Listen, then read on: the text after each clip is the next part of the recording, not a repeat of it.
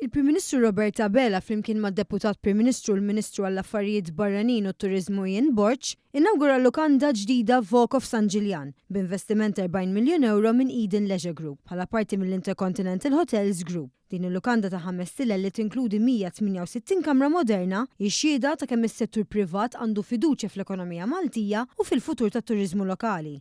Dan hekk kif pajjiżna qed ikompli jsaħħaħ il-pożizzjoni tiegħu bħala fost l-aktar destinazzjonijiet turistiċi importanti fid-dinja, waqt li n-nefqa ta' dawk li żaruna żdiedet bi 18.2% fl-ewwel 8 xhur tas-sena. Skont il-Eurostat ukoll, Malta rreġistrat l-akbar żieda fl-ilieli tat-turisti, dik ta' kważi 13% fl-ewwel nofs tas-sena.